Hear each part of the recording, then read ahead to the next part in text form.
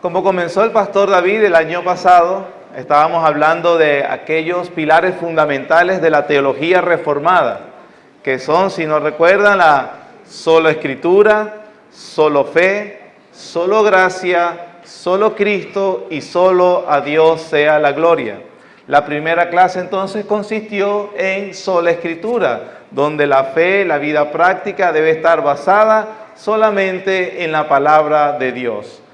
El día de hoy estaremos viendo ese segundo pilar que se aprendió en el siglo XVI, en aquella controversia del siglo XVI, lo que originó como precisamente, este es el artículo más importante que se originó en aquel acontecimiento llamado la Reforma Protestante, que es en latín sola fide, en español solamente por la fe. Por esa frase, hermanos, por ese pilar, se generó esa controversia del siglo XVI. Esa afirmación de Martín Lutero que era solamente por la fe. La pregunta crucial que toda persona debe contestar es: ¿cómo se justifica una persona pecadora delante de un Dios justo y santo? Esa es la respuesta que trata de responder este pilar sola fide o solamente por la fe. ¿Cómo se puede justificar una persona pecadora delante de un Dios justo y santo? Para esto podemos ver esta exclamación del rey David en el Salmo 130, lo tienen en sus manos. Versículo 3. Dice así: Jehová, si mirares a los pecados, ¿quién, oh Señor, podrá mantenerse? Observe y note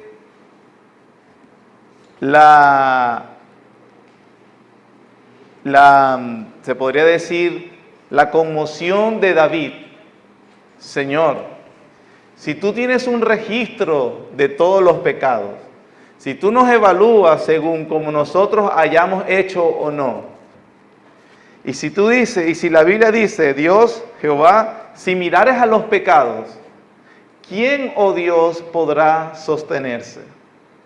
Y entonces la pregunta que se dio en la reforma del siglo XVI o en este movimiento fue solamente por la fe.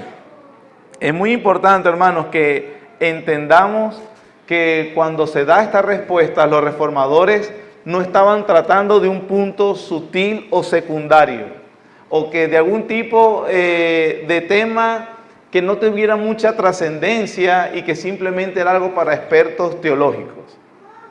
Miren la importancia de lo que dijeron algunos reformadores, como por ejemplo Lutero, acerca de la doctrina de la justificación. Él dijo, cito, la justificación es el artículo sobre el cual la iglesia se mantiene o se cae. Así de importante entonces debe ser entendida esta doctrina. Juan Calvino habló de esta doctrina de la siguiente manera: es la bisagra sobre la cual gira todo en la vida cristiana. La justificación es la bisagra sobre la cual gira todo en la vida cristiana. Y un autor más moderno, que es J.I. Packer, lo comparó inclusive a la figura mitológica del Atlas. ¿Se recuerda del Atlas, aquel hombre que sostiene todo el mundo? Bueno, Packer dijo que la doctrina de la justificación para la fe cristiana es como esa figura mitológica que ella, la doctrina de la justificación, sostiene todo en la vida cristiana. Así que es muy importante para los creyentes, sobre todo en el día de hoy, no solamente fue un asunto que se resolvió y que dio este acontecimiento hace 400 años ya, sino que precisamente es la médula del Evangelio. Cómo una persona pecadora es justificada delante de Dios. Lutero también llegó a afirmar lo siguiente, que esta doctrina de la justificación es la cabeza y la piedra angular. Solo ella engendra, nutre, sostiene y preserva a la iglesia de Dios. Sin ella, la iglesia, es decir, la doctrina de la justificación, la iglesia no podría existir ni siquiera por una sola hora. Ahora, un detalle sobre esta doctrina. Un autor dice que la doctrina de la justificación es una de las doctrinas cristianas más sencillas para entender con la mente.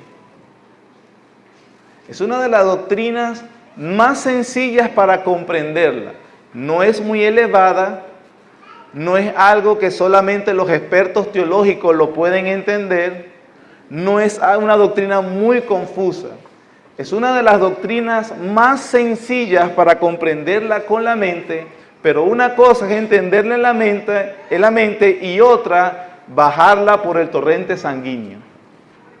Y esa es la gran diferencia. Una cosa es comprenderla y otra cosa es que ella baje por el torrente sanguíneo, los creyentes verdaderamente confíen en el contenido de esa doctrina. Debemos tener cuidado por varias cosas. En primer lugar, no somos salvos por una doctrina. Usted puede comprenderla mentalmente. Somos salvos por el contenido al cual esa doctrina apunta, que es lo que debemos comprender y que es lo que el alma entonces debe abrazar. ¿Cuál es entonces la pregunta que vamos a responder, hermanos? ¿Cuál es la pregunta crucial? La he estado repitiendo. ¿Cuál es? ¿Quién me la puede decir? La he repetido varias veces, nadie me está prestando atención. Ajá, por ahí la dijeron. ¿Cómo un hombre pecador puede ser justificado delante de un Dios justo y santo? Ahora, el dilema fue respondido de dos formas. Uno es la respuesta que le dio Roma, la Iglesia Católica Romana, y la otra es precisamente la que dio los reformadores basados en lo que dice las Escrituras. Veamos Romanos capítulo 3, versículo 24 al 26. Carta de Pablo a los Romanos capítulo 3.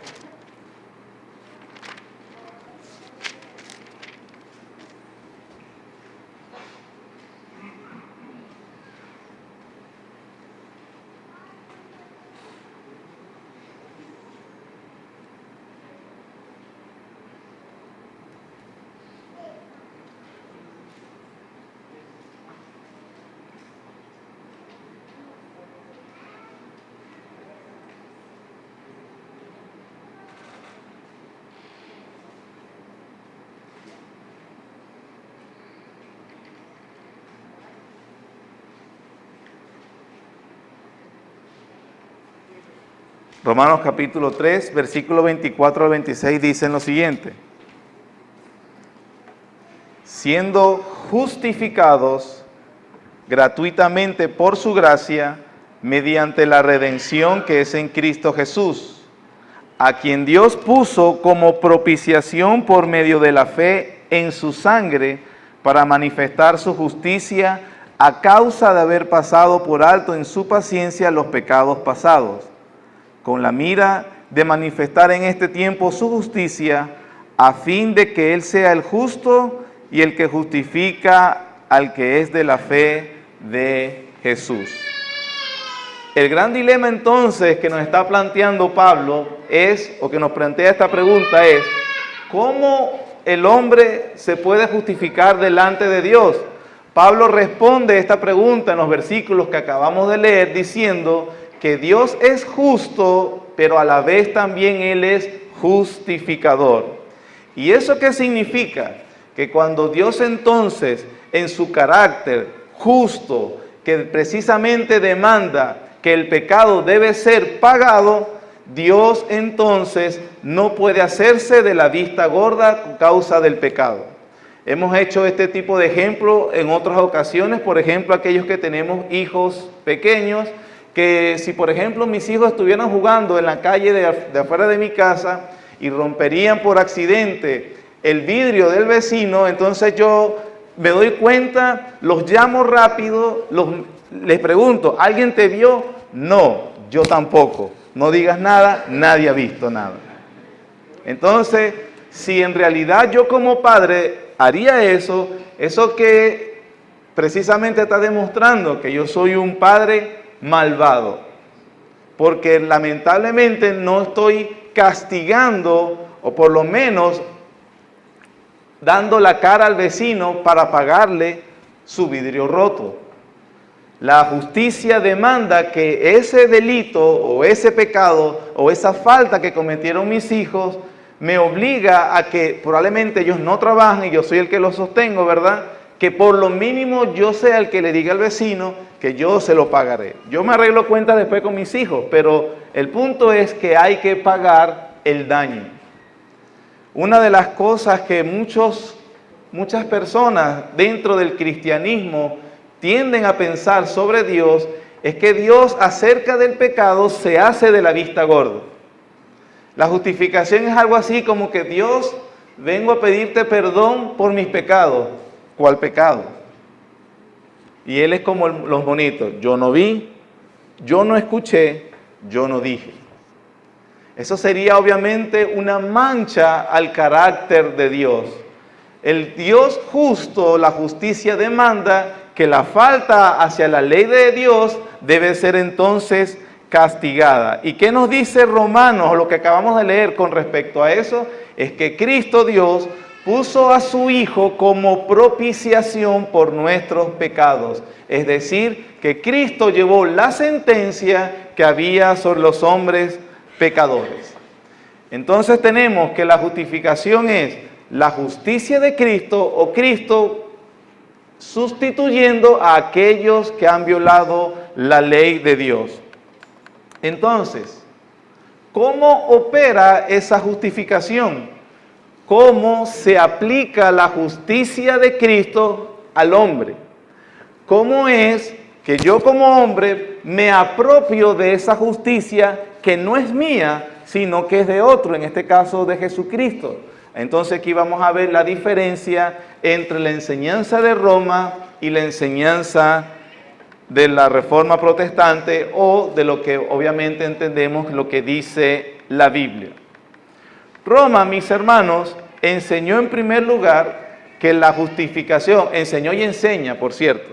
Yo voy a hacer un esfuerzo por representar justamente cuál es la doctrina católica romana. Roma dice que la manera como opera la justificación en el individuo es primeramente sacramental. Es decir, al individuo se le debe bautizar, obviamente por eso hacen el bautismo de infante, y que en esa acción del bautismo, del sacramento del bautismo, cuando el padre o el cura hace el bautizo y le aplica el sacramento, en ese momento al objeto del bautismo, al niño, se le influye la justicia de Cristo. Y en ese momento, por razón del bautismo sacramental, esta persona es pasado de un estado de condenación a un estado de gracia. El estado de gracia entonces de la justicia de Cristo se le influyó al infante. Amén. Esto es muy importante, es decir, me explico. Esto es muy importante entenderlo. Un autor hace una aclaratoria de verdaderamente bien buena acerca de que muchos protestantes calumnian a Roma, diciendo que para la Iglesia Católica Romana la salvación es solamente por obras y no importa la justicia de Cristo. Y eso no es verdad. Roma sí enseña que es importante la justicia y los méritos de Jesucristo. Pero lo que dice ella es que ¿cómo opera esa justificación en el hombre? Ellos dicen a través del sacramento del bautismo. Cuando el infante es bautizado, entonces se le influye una justicia a esa persona y queda en el estado de gracia. En ese estado de gracia, la persona va a continuar a lo largo de toda su vida, a menos que cometa el pecado de muerte. Ellos hacen la categoría entre pecado venial y pecado de muerte. Si comete un pecado venial, esta persona no cae del estado de gracia. Pero si llega a cometer un pecado de muerte, esta persona entonces cayó del estado de gracia. Pero ¿qué sucede si una persona realmente cayó del estado de gracia, comete el pecado de muerte y ya ha perdido esa gracia que se le influyó en el sacramento? Roma entonces dice que la persona debe cumplir con la segunda tabla de justificación según el Concilio de Trento. La Iglesia Católica Romana entonces enseña que una vez que ha perdido la gracia por pecado de muerte, la persona puede recurrir al sacramento de la penitencia. ¿Qué es el sacramento de la penitencia? Entonces consiste en primer lugar, la confesión sacramental. Esta persona entonces entiende que ha cometido un pecado o tiene temor de haber perdido el estado de gracia y va hacia el sacerdote en lo que ellos llaman la confesión. Allí entonces se confiesa ante el cura y está empezando lo del sacramento sacramental. Luego de que él se confiesa ante el sacerdote, viene lo que es la absolución sacerdotal.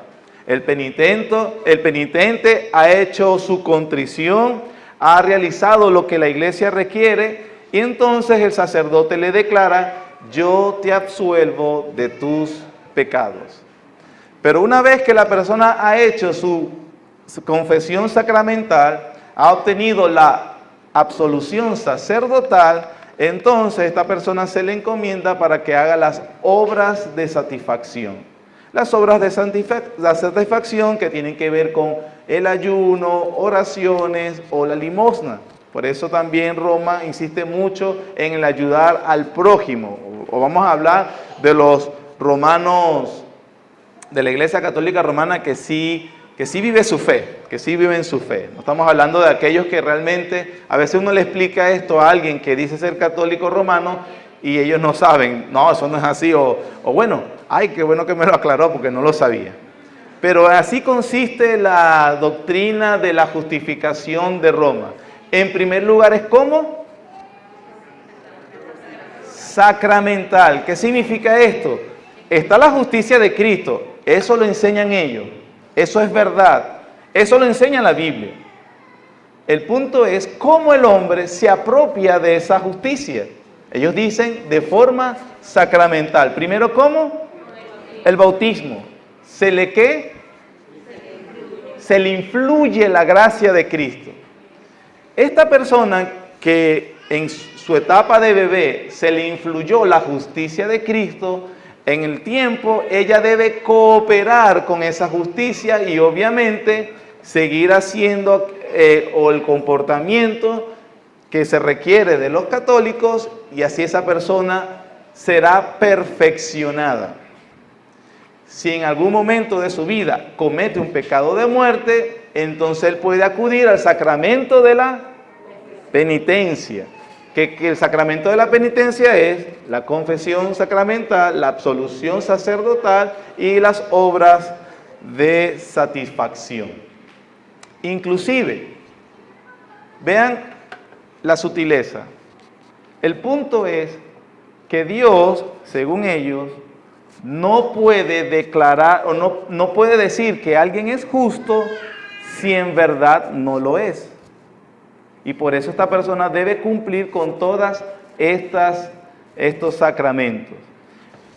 Inclusive si llegara a la muerte, y obviamente como se reconoce universalmente, todos tienen pecado, entonces Roma instituyó inclusive algo para después de la muerte. ¿Cuál es la doctrina? Del purgatorio. Y siendo que en todo el esfuerzo de la vida de esa persona hizo obras buenas, por supuesto, y admite, hizo también pecados, entonces en ese periodo del purgatorio, esta persona puede purgar los pecados que en la balanza fueron más que las justicias. Y es allí, después de ese tiempo en el purgatorio, dependiendo ya de la vida de las personas, ¿no? Algunos van a variar que son menos justas y otras más justas, la persona purgará sus pecados. En ese momento su alma ya está limpia y justo allí, cuando él ya es justo inherentemente, entonces Dios puede declarar, él es justo. Esa es entonces Y yo espero haber representado justamente la doctrina de la Iglesia Católica Romana. ¿Cuál es el detalle allí, mis hermanos, de todo esto que hemos tratado de explicar sobre la Iglesia de Roma? Es que ellos entienden que la justicia, una vez infundada en el sacramento del bautismo, esa justicia de Cristo está inherente en toda persona que se haya bautizado. Por lo tanto, realmente a estas personas, cuando tratan de vivir su fe de la mejor manera, o cuando usted ve a alguien que son devotos de verdad, es muy difícil que le admitan a usted que él es pecador.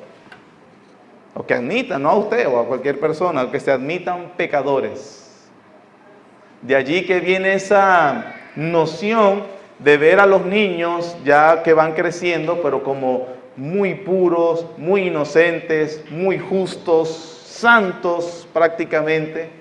También las obras están, por si acaso aquella persona en el purgatorio se le puede, los familiares vivos pueden pagar, acuérdense de las indulgencias, y con ese tipo de pago, las obras meritorias, no de la persona que murió, sino de los santos, la Iglesia tiene el poder de administrar y adjudicar esas obras de supererogación, es decir, obras que le alcanzaron a ellos para ser salvos ellos, como María. De hecho, ellos dicen que es inmaculada, nunca pecó. Entonces ella hizo muchas obras buenas. Ella fue salva, por supuesto, porque ellos insisten en que ella es la Madre de Dios, no puede haber sido condenada o perdonada, pero ella hizo muchas obras buenas.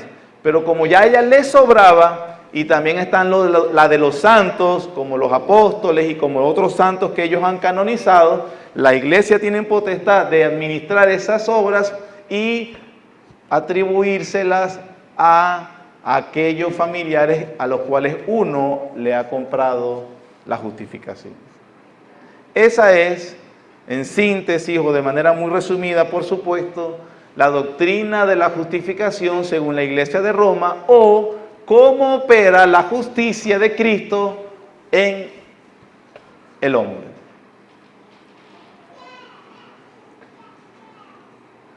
Los reformadores, si alguien tiene alguna duda, por cierto, de lo que acabo de decir, representando el punto de vista de la Iglesia Católica Romana, puede consultar el Concilio de Trento, que es el concilio oficial donde la Iglesia Romana basa su doctrina, su dogma. El dogma de la Iglesia Católica Romana está condensado en el Concilio de Trento.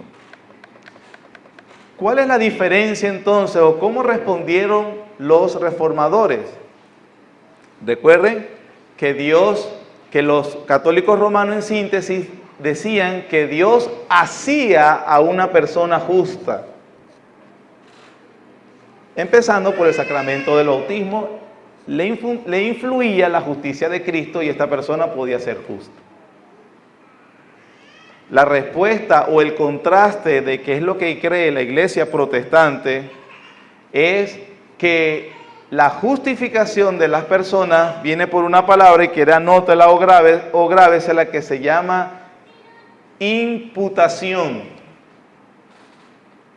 No es hacer o que Dios le vierte o le influye la justicia a la persona dentro de ella cuando es bautizada, sino que la palabra imputación, que tiene que ver con un término contable que es abonar, contar, declarar.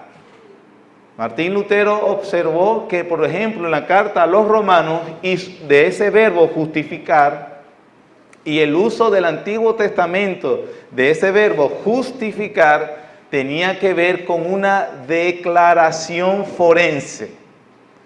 ¿Y qué es una declaración forense? Se utiliza en términos o en el lenguaje judicial para hablar de la declaración judicial sobre a quien se le está acusando, sobre quien pesan los cargos. Se pone los cargos sobre una persona, se le acusa de esto, se le acusa de esto, se le acusa de otro, y según las pruebas o según la evidencia, el juez debe hacer una declaración. Y en ese caso, él declarará inocente de la acusación o culpable de la acusación.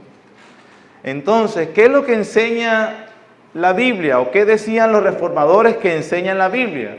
Es que la justificación, la justicia de Cristo, ¿verdad? Acuérdense del primer elemento, la justicia de Cristo opera en el hombre a través de imputación o de una transferencia, como lo enseña la Biblia.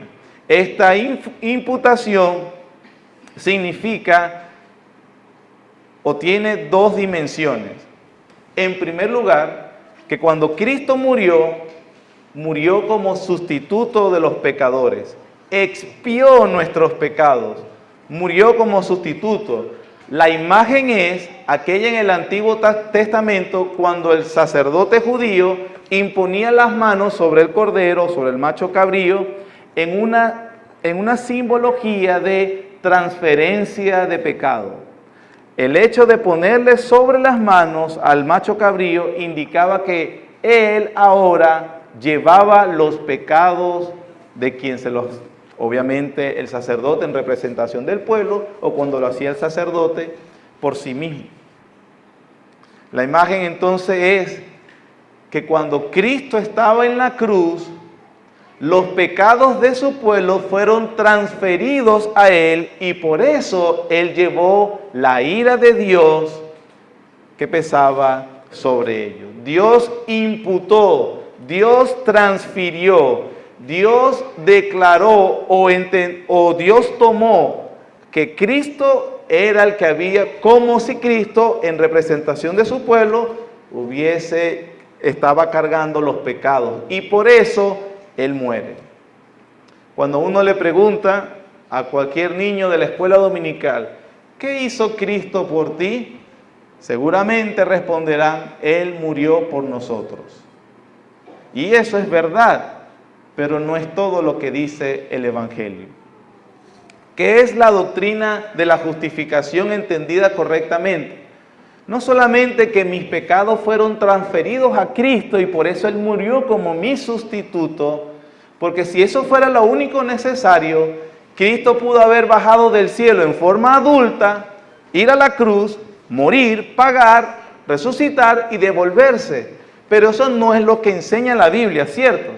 No era necesario solamente pagar la deuda. Eso es importante, Él pagó la deuda.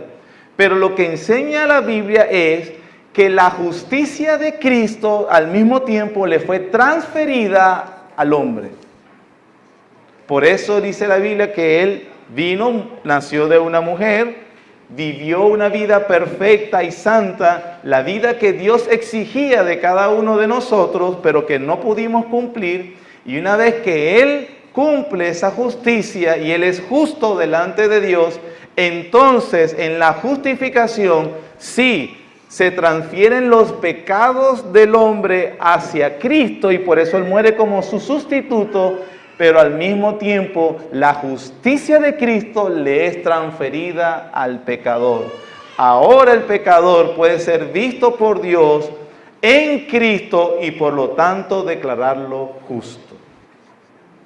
Eso es lo que enseña Romanos capítulo 4.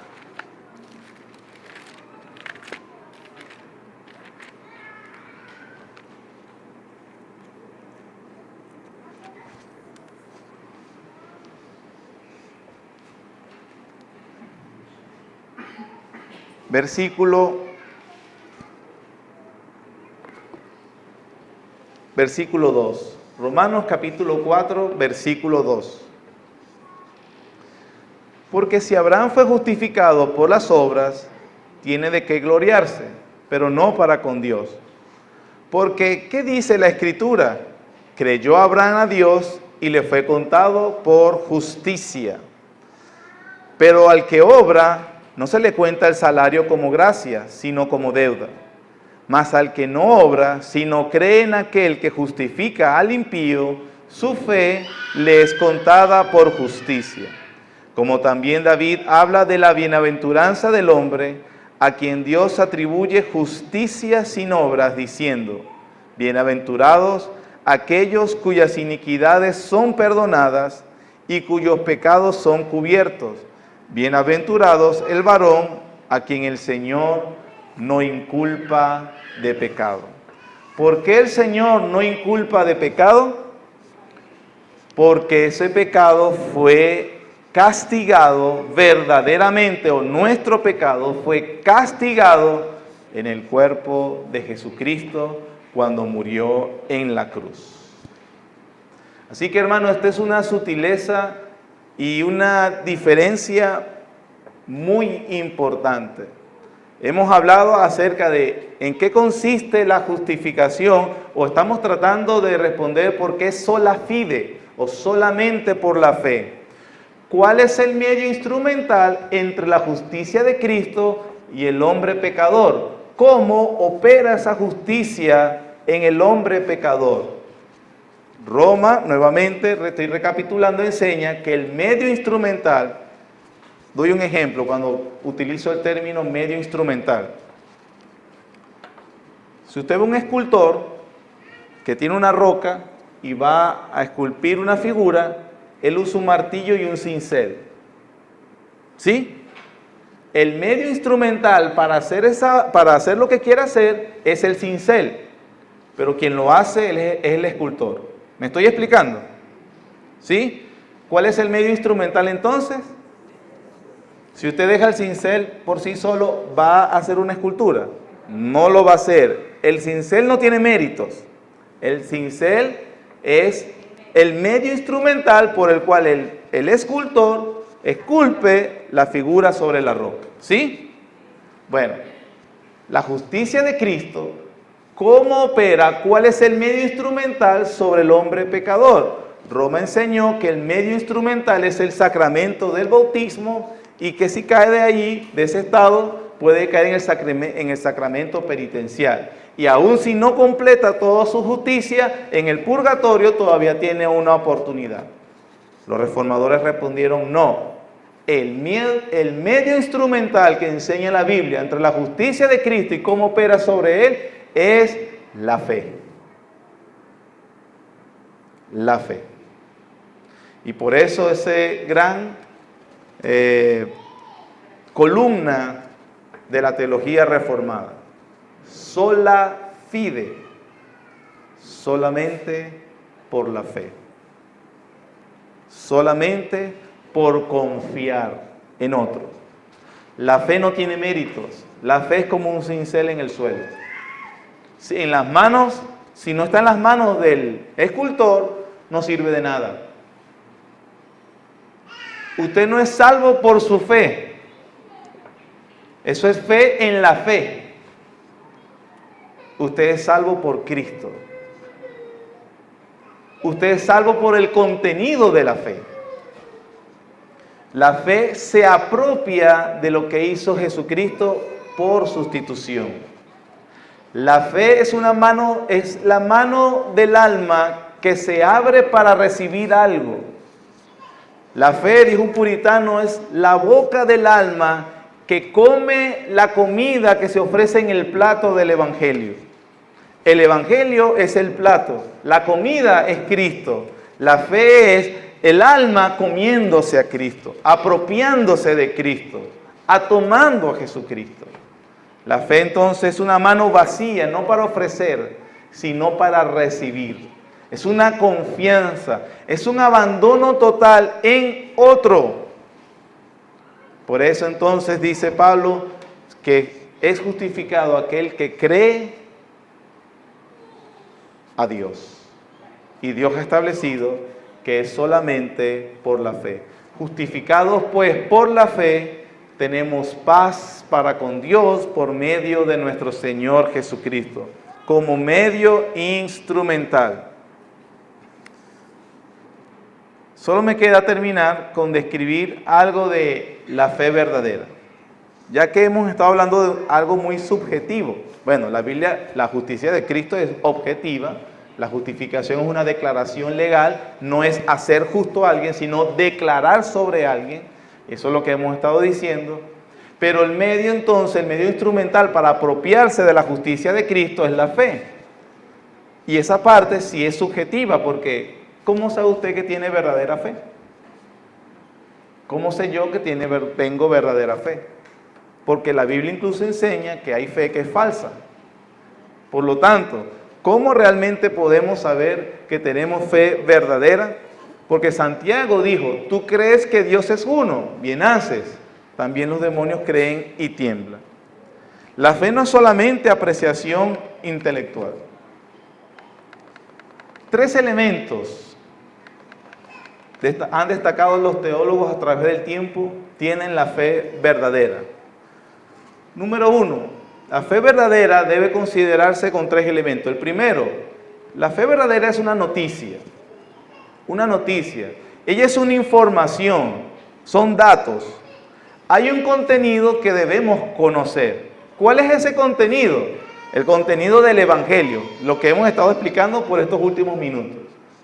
Ya tenemos la primera. Hay una información que sabemos. Hay una información que se debe aclarar. Hay una información que se debe conocer. Pero información por sí solo no lo salva. Satanás sabe esa información. Eso no lo salva a él. Número 2. No solamente es una información, es una noticia, sino que también es una aceptación. Hay una aceptación de lo que ese contenido dice es verdad. Hace poco hablábamos de esos documentales que pasan mucho en Semana Santa y que pasan mucho en diciembre a razón de que son fechas de la cristiandad, fechas emblemáticas de la cristiandad, y en estos programas que son en contra de la cristiandad precisamente tratan de cuestionar el informe que dice los evangelios. Y ellos sacan unos evangelios que se escribieron 4 o 5 siglos después de los acontecimientos, y ellos pretenden decirle a la gente que estos evangelios escritos 500 años después, 5 siglos después, contienen mejor información que los que fueron escritos en el primer siglo por los discípulos originales de Jesús. Cuando ellos admiten que sí, bueno, lo que tenemos aquí es el registro de los discípulos originales de Jesús, dicen, lo que pasa es que ellos entendieron mal las palabras de Jesús. En primer lugar, primero decían que no eran los verdaderos. Luego, después que la investigación, la arqueología y toda la investigación histórica ya no estaba a favor de ellos, sino que definitivamente el consenso entre eruditos es que el registro que tenemos hoy como el Nuevo Testamento fueron escritos por los discípulos originales de Jesús, a ellos les tocó decir, sí, eran sus discípulos originales, pero ellos no entendieron el verdadero mensaje. Entonces ellos tienen otros autores, que por cierto, como les dije, 5 siglos después surgieron, ellos sí lo entendieron.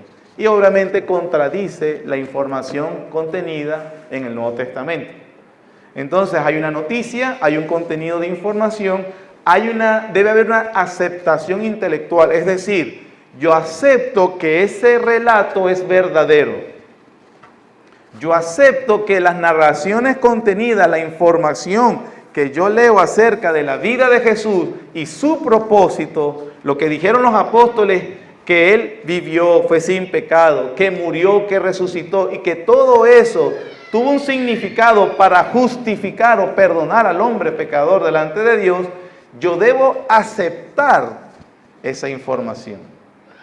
Y en tercer lugar, yo debo descansar en esa información. Me debo apropiar, debe haber una confianza personal y depender de esa información.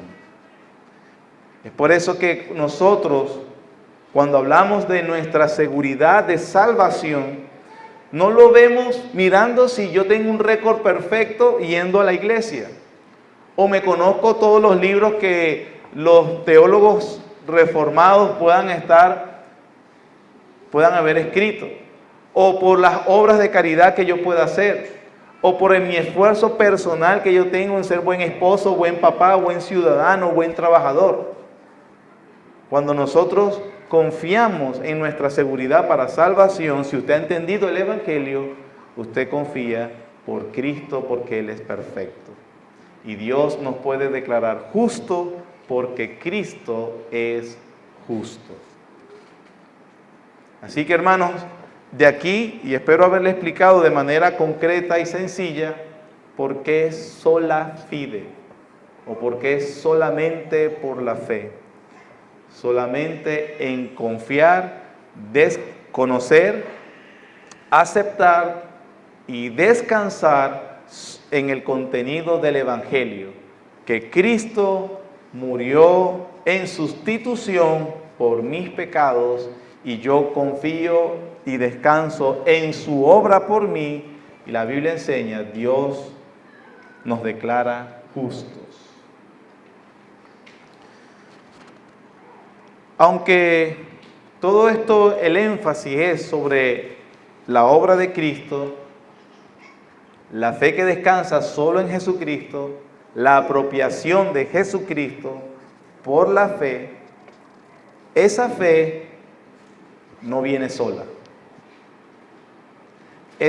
Somos salvos por la fe solamente, o nos apropiamos de la justicia de Cristo solamente por la fe, pero una vez que realmente hemos ejercido la verdadera fe, entonces la Biblia garantiza, así como la justificación de ese pueblo, también la santificación. Pero eso es algo después, eso no es mi tema.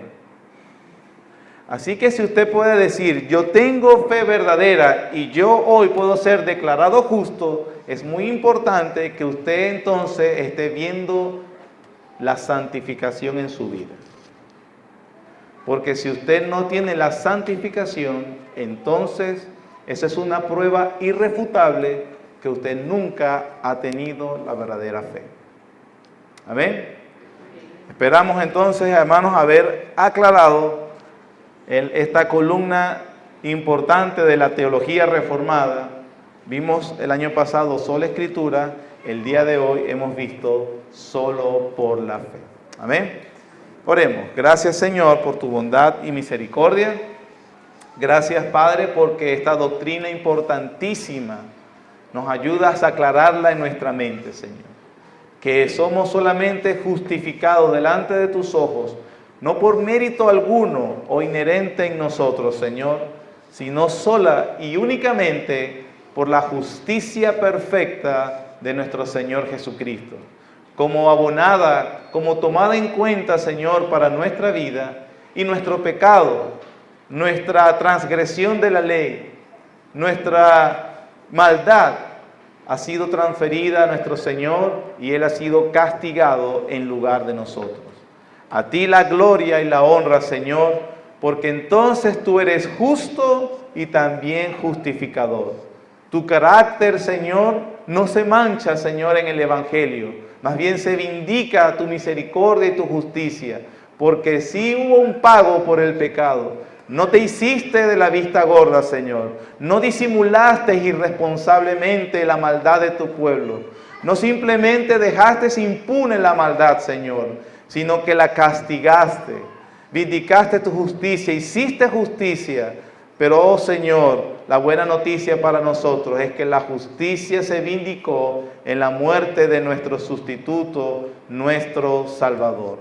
Y Señor, entonces venimos a ti solamente por la fe, confiados en la obra expiatoria de nuestro Señor para nuestra salvación. Y podemos decir con toda certeza, porque descansamos en tu promesa, que somos declarados justos o inocentes ante tu ley, solo por los méritos de nuestro Señor Jesucristo. Alabado sea tu nombre por tanta bondad, Señor, y por tu misericordia. En el nombre de Jesucristo. Amén.